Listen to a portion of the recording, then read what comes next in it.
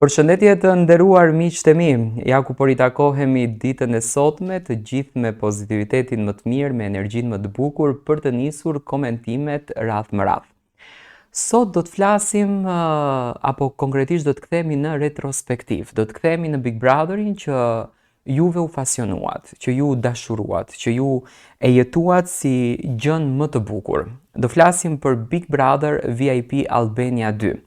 Besoj që ka lënë pjesë në shpirtin tuaj, ka lënë pjesë në zemrën tuaj.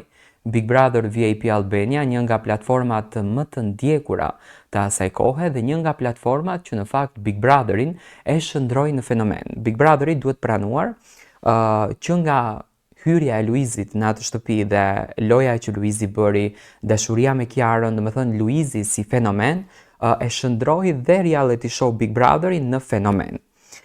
Luizi edhe pse ka përfunduar Big Brotherin ka 2 vite, eksperienca e tij qoftë artistike, qoftë jetësore, privatësia, ndiqet pafund. Të gjithë janë me syt nga Luizi, me syt nga Kiara, janë në shënjestër.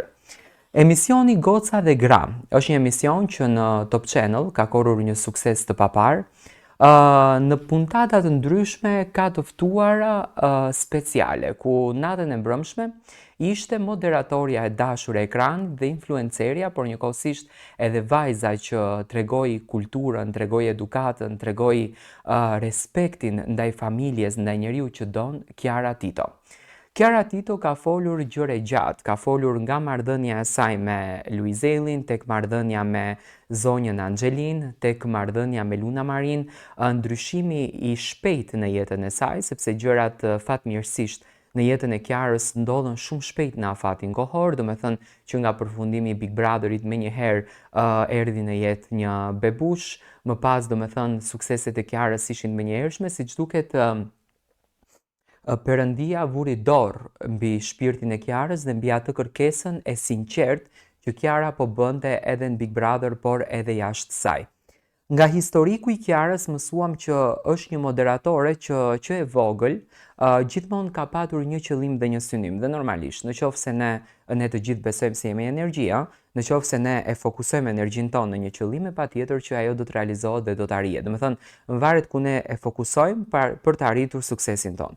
Dhe pikërisht Kiara Tito energjinë e saj e fokusoi vetëm në këtë rrugë, moderimin, ëndrrën e saj të bukur, dhe sot normalisht arriti me eksperiencën, me vitet në punë, sepse në qoftë se ti punon 5-6 vite, profesionalizohesh në atë gjë, Kiara arriti që të bëhet profesioniste në profesionin e saj. Dhe pikërisht natën e mbrëmshme Kiara fliste në gjuhën më të bukur që një person mund të fletë.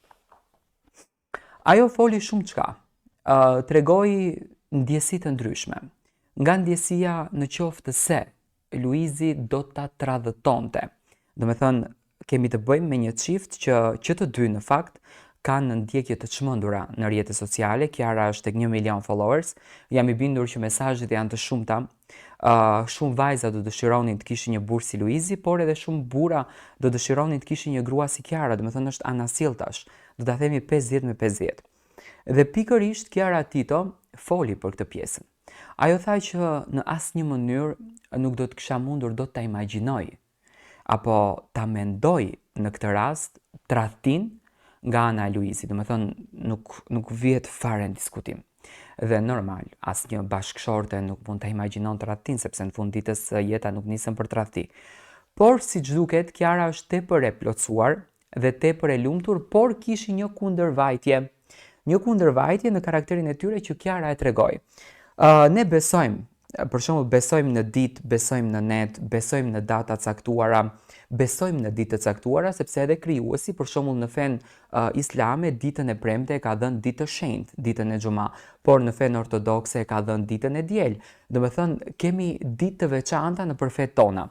Dhe pikërisht kemi besuar dhe në këto ditë tradicionale të tipit që derën e shtëpisë duhet ta hapim ditën e hënqët, na nisën mbar, jo po duhet shkoj të shtunën sepse është e diela e madhe, do me thënë na zej data e diel në shtëpinë tonë, dhe Kiara kishte patur një kundërvajtje me Luizin në këtë mes.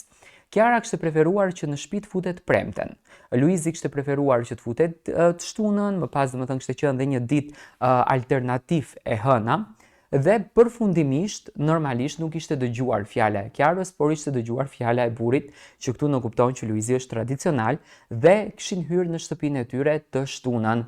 Me pa tjetër që u kishte shkuar mbar, edhe pse nuk i kanë respektuar këto rite që në fakt nuk janë të shkruara në Bibël dhe në Kur'an, po janë rite të krijuara nga vetë njeriu, do të thënë nga tradita, nga kultura, le t'i quajmë paganizëm.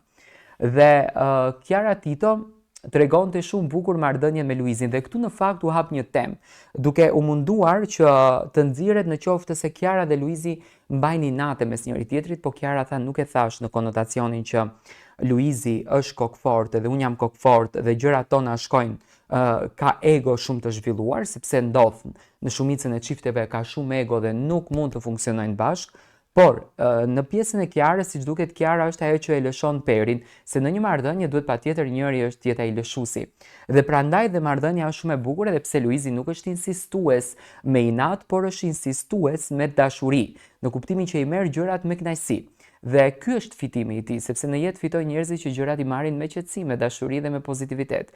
Por në anën tjetër, gjatë emisionit, pas gjithë intervistës së gjatë që Kiara më thënë preferoj të jetë e sinqert, u fol edhe për të gjithë personazhet publik që flasin për Kiarën, ndërsa një citim i Kiarës në fakt më pëlqeu shumë ku tha që unë nuk kam vendosur që të ndërtoj karrierën time në bazë të emrave të tjerëve, do të thënë duke folur për të tjerët. Unë kam vendosur që të krijoj karrierën time në bazë të punës time. Dhe pikërisht te Kiara Tito është ashtu, nëse do të shohim të gjitha intervistat, nuk kemi një intervistë që Kiara do të thënë ka folur për të tjerët, po gjithmonë ka qenë Kiara me veten e saj.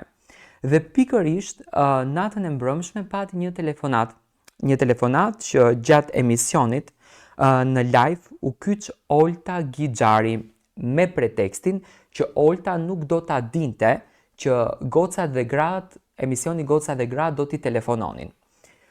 Olta foli për shëndetin e saj, do me thënë është në ditë të vështira në jetën e saj, kalon një shëndet të rëndë, nuk ka dashur që ta bën publike për publikun, nuk e ka treguar në fakt se çfarë po ndodh me të, por pas mini intervistës që u bë me Olta Gixharin, dhe unë shpresoj me zemër që Olta çado që të ketë të jetë shëruese, sepse në asnjë mënyrë jo Oltës po askujt në botë nuk ja urojmë më të keqen. Olta Gixhari e përshëndeti Luna Marin, duke i thënë Kiarës që ma puth Luna Marin, dhe përshëndeti dhe Luiz Elin. Ma puth edhe Luiz Elin. Dhe këtu patëm një reagim me njëherë në Instagram nga ana e Luizit, që u lexua nga panelistet e emisionit Goca dhe Gra. Luizi në Instagram shkruajti, do të thënë akoma e keni në Instagram. Më para regjia e nxori foton e Oltës, sesa Olta Gixhari ngriti telefonin.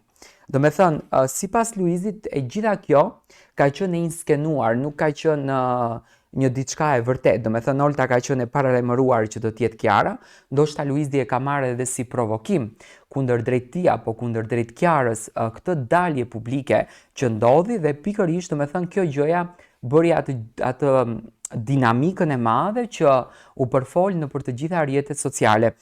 Kiara pati një lloj lëvizje të stepuar, do ta quaja, sepse ishte e habitur nga ajo që po dëgjonte, nga që Kiara ishte në intervistë dhe Luizi po fliste, domethënë nuk e perceptonte dot në fakt se çfarë po ndodhen, por pikërisht Luiz Eli e foli në këtë formën, e tha në këtë formën dhe kjo e bëri më interesante. Unë në fakt dua të marr mendimin tuaj për këtë gjë, dua të marr se si ju e keni parë, do me thënë, këtë emision, çfarë pat dhe më flisni pak për marrëdhënien e Luizit, të Oltës edhe të Kiarës dhe a mendoni që kjo ishte një provokim nga ana e Oltës.